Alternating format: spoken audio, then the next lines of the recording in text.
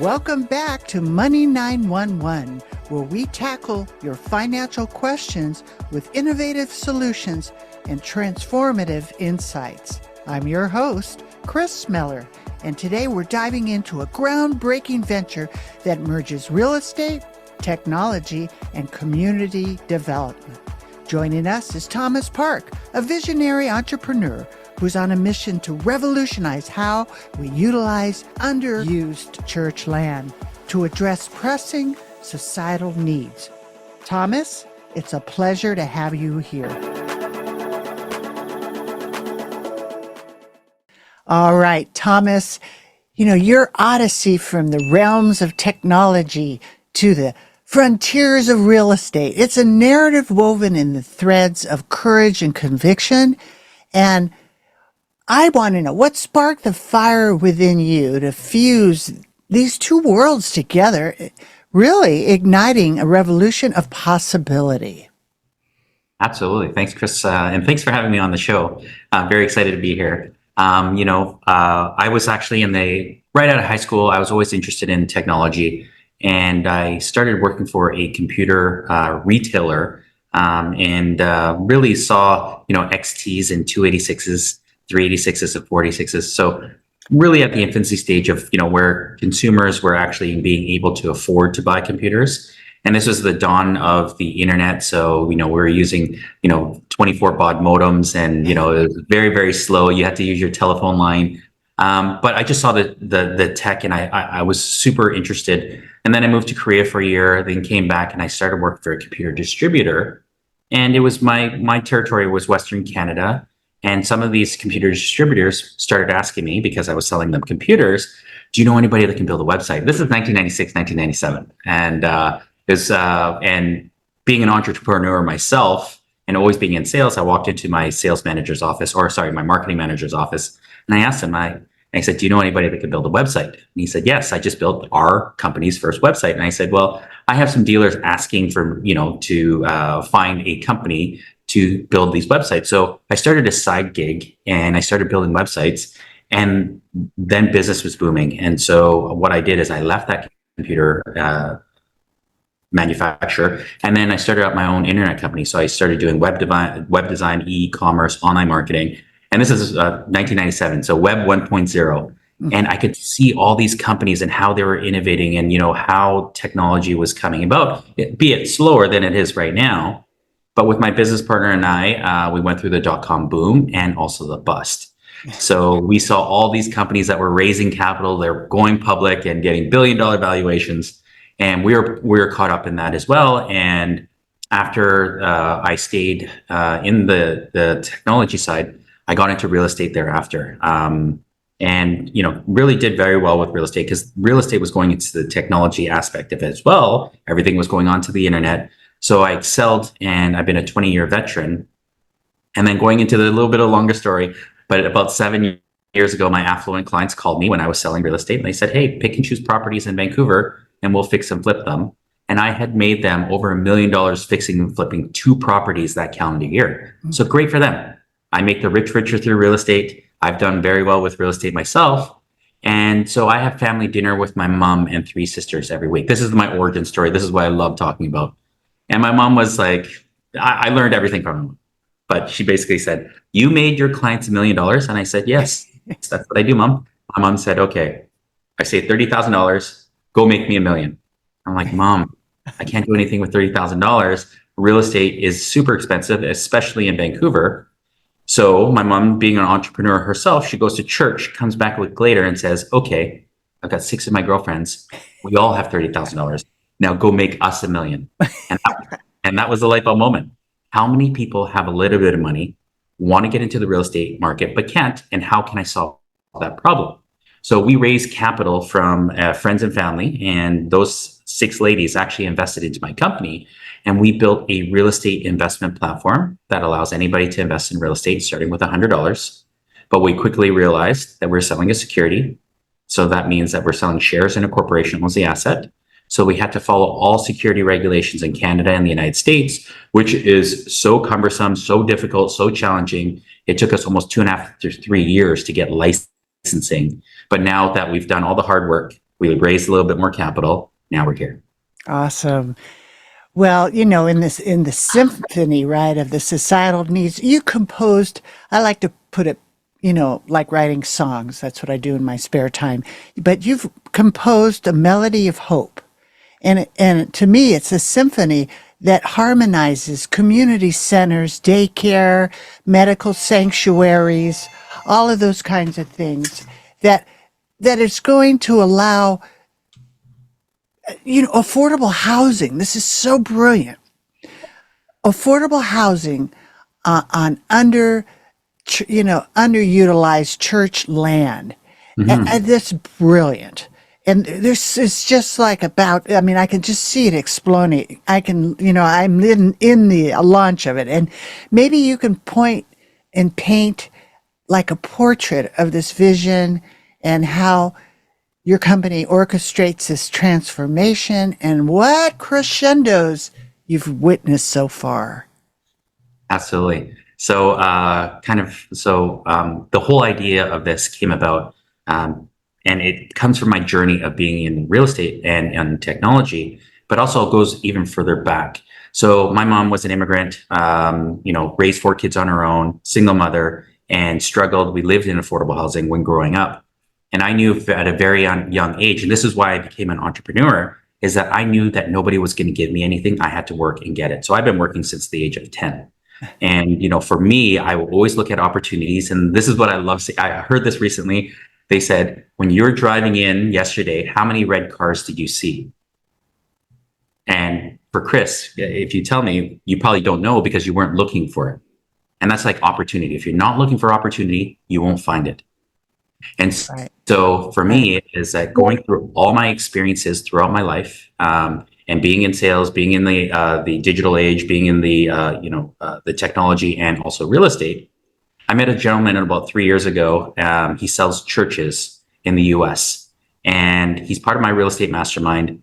I didn't think anything of it, other than it was very interesting because over my 20-year career as being a realtor, I've never heard one other colleague of mine say that they've bought and sold churches.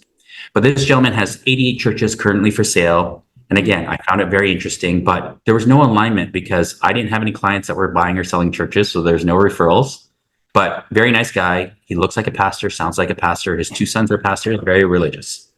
The other component to that was recently I saw him at a conference in Las Vegas, and I'm just a curious person. So I said, his name is Dan. I said, Dan, so tell me why churches sell. And he said, well, they're actually selling because they're either getting too big, so they've outgrown their space, or they're getting too small. They can't attract new members into the church. I said, okay, how do churches make money? And he basically said, churches make money through their donations and tithes. I'm like, okay, how do you value a church? And it's full replacement cost of the church and the land. And because it doesn't generate revenues like a normal conventional property, like an income producing property, there's no cap rates. So whatever it costs to replace that church and the land. And I said, okay, where are they zoned? And he said, 70% of all churches are zoned residential. And I said, how do they get mortgages? And he said, it's very difficult and it's based upon the users or the members, the members that are at the church. So I said, okay, I have an idea. Why don't we build community centers, daycares, and affordable housing on the excess church land in the United States and Canada? And it just literally blew his mind. That whole entire conference, I saw him 3 or 4 to 5 times. And every time he's like, Thomas, my mind is spinning. What you actually came up with was amazing. And this is, again, opportunity. So if you're not looking for opportunity, you won't find it. My platform that we built out, which democratizes real estate investing, can also do donations. So the churches can actually raise capital through donations on our platform so that we can actually fund and build these community centers, daycares, and affordable housing on this access church land. And so the church now becomes its own ecosystem, meaning that instead of just waiting for donations and tithes, they can actually now get the rental income coming in from the services, from the rental income, from the affordable housing and the commercial units. And then they can use that money for all their expenses and everything like that. And then they can use it for other faith-based ventures for themselves, meaning more donations to other giving, maybe building water wells in Africa or education or what have you. And it was very, very cool to think that the people that they would house would be single mothers, young families, new immigrants, and veterans. So it actually aligns with how I grew up. And my audacious goal of creating this company and being able to service and build this out is to build 1 million affordable housing units within North America over the next 10 years. And we've impacted 1 million lives. But then now that church becomes providing value to the community because of the community center and the daycare. So they become valuable and they can invite those people into the church, and the people staying in the affordable housing can be invited into the church as well. That's beautiful. That's just, I think it's just a godsend. Really, you just picked up on it. 1 million homes, 1 million dreams. It is monumental, but it's not just ambition, but it's commitment to humanity and the give back, where you can prosper and give back. And that's what I'm about. And I really shifted my life, and kind of like midway through, where, successful estate planning, safe money business. But then it was like, it's not just about me, and this inspiration to give back for that is so inspiring. And that's what I think gives longevity, because what you give, you receive. So what I want to do is ask you, how do you envision the partnership with churches sculpting the landscape of tomorrow, and with what symphonies, right, that are going to emerge? I know lots of challenges, but of course I do see prosperity just blowing right up inside of all of that. Yeah, definitely. And I think that, when you look on any news station, you turn on the TV, they're always talking about affordable housing. Now they're talking about it. They're not doing anything about it. Right. So the biggest problem with developers is that affordable housing is not profitable, because they have to acquire the land. They have to build. The costs, the interest rates are so high. So it's becoming very, very challenging to build and get a profit. Now, if there's no profit in it, a lot of these developers don't want to do it. But because the churches already own the land, 40% of all churches in the US and Canada actually have access land. 375,000 churches that are available in North America, let's say 40% of that is 150,000 churches. So if we can actually make an impact and be able to get the donations from the corporations, the high net worth, the family offices that already have set aside budgets to actually donate. I think the giving in the United States in 2022 was $499 billion. So a significant amount of money that has been given away, and I look at churches as like a startup. I've been running a startup. Churches have to generate revenue every year, but we're making them into their own self-sustaining ecosystems. So the family office that donates to a church sometimes want to go anonymous because they don't want to hear the church calling them every year for money. But because now they're actually supporting the church to become its own self-sustaining ecosystem, it's a one-time investment or a one-time donation, and it keeps on running and running. So that church that had to sell to a developer because they didn't have enough members, that church is gone forever. Mm-hmm. But now that church that was there for 100 years will be there for another 100 years. And then providing value to the community with, the affordable housing units. And again, it's the biggest epidemic in North America is that we can't house people. And what we need to do is that we need to solve problems, and we're just solving problems. That's great.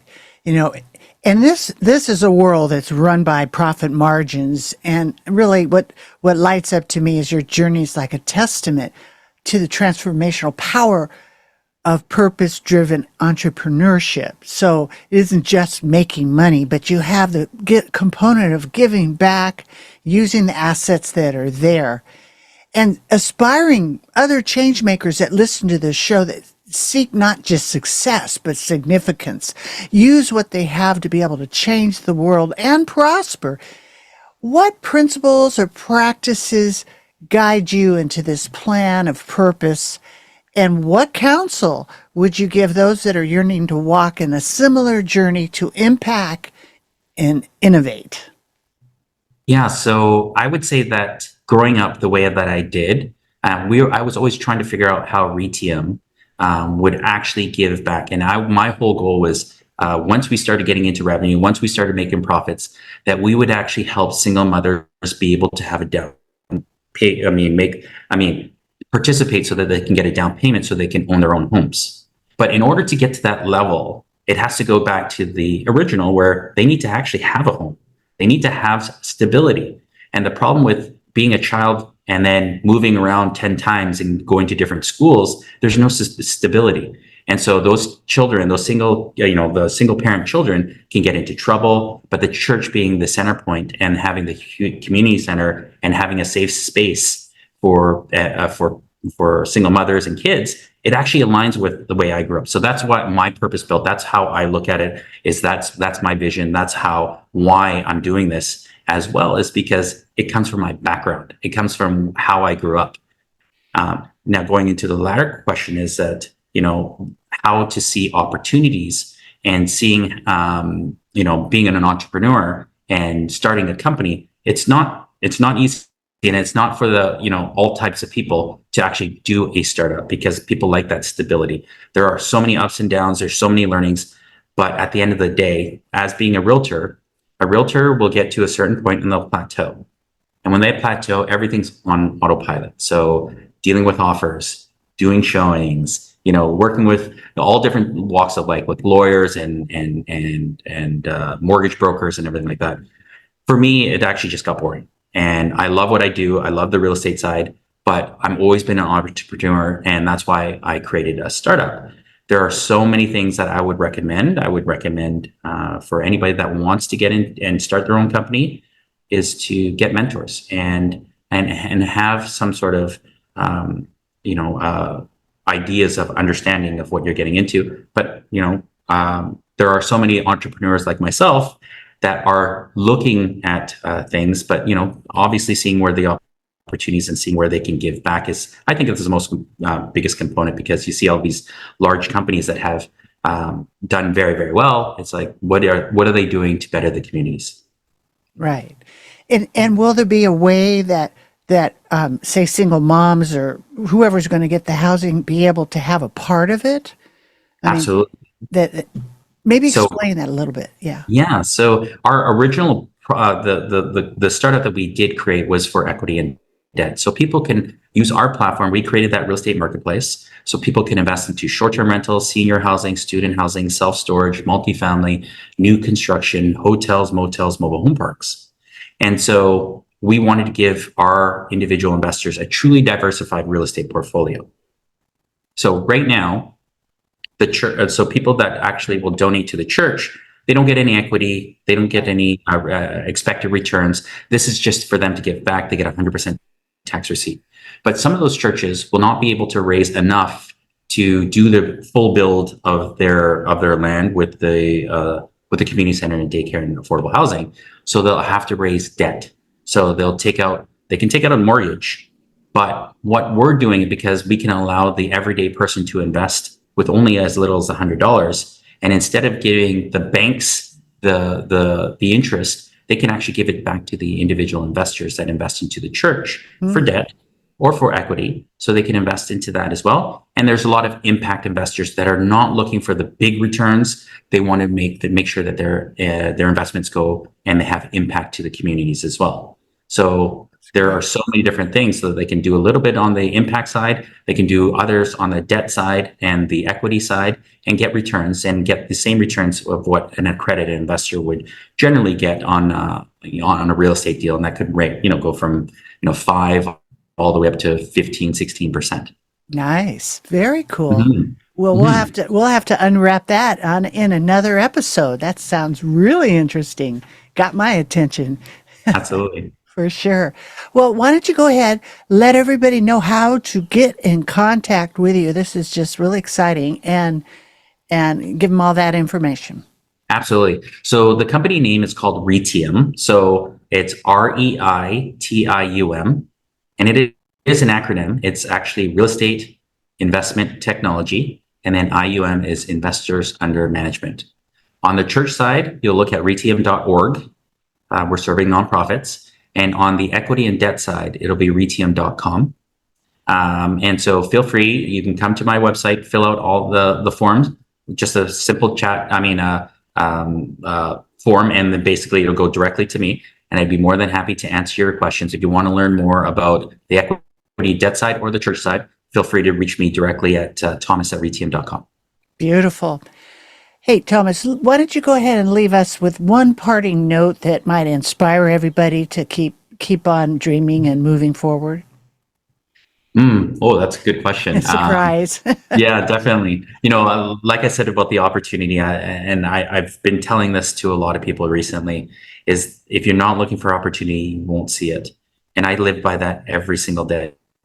And so when you start a startup, people get tunnel vision. They see one aspect of what they're looking for. This is what I want to do. But in order to get there, you need help from other people. And like I said, opportunities are companies that are adjacent to you, that have the same mission, same goals, or alignment, that are non-competitive, but then can help you.